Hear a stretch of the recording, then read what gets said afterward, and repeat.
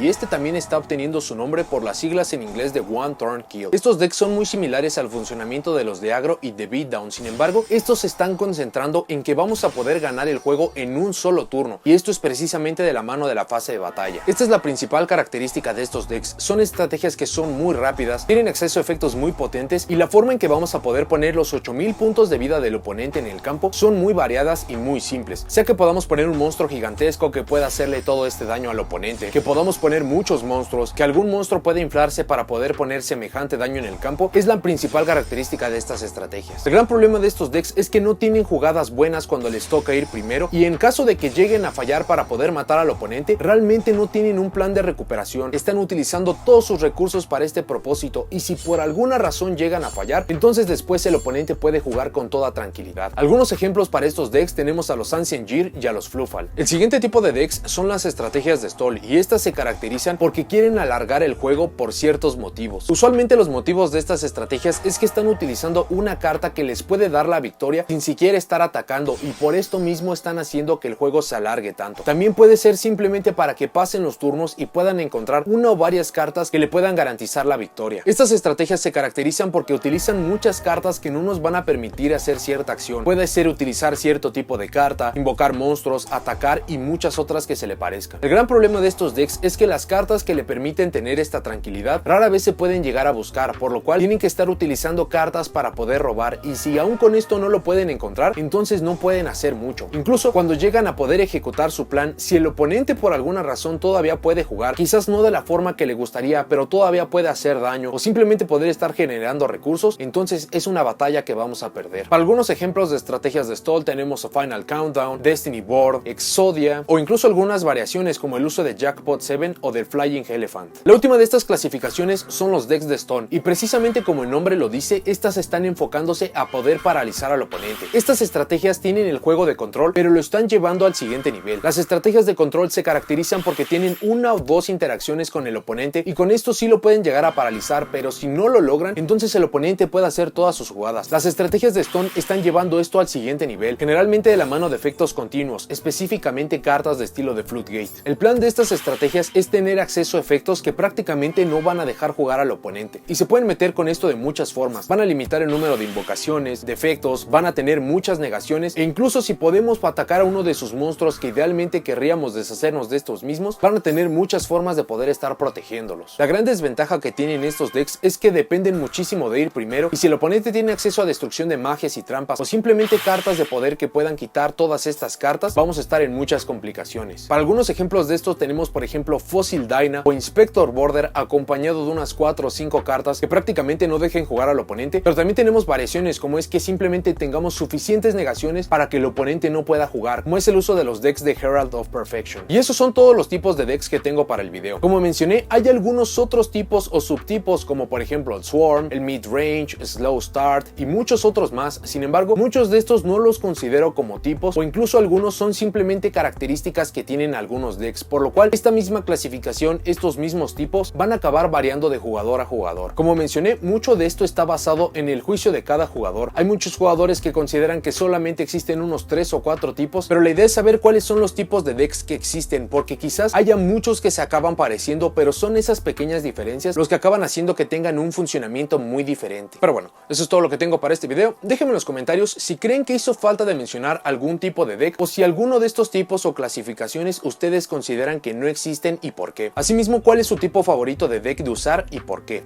Si llegaron hasta aquí, dejen me gusta, suscríbanse, activen la campanita para saber cuando subo nuevos videos y nos vemos en la siguiente.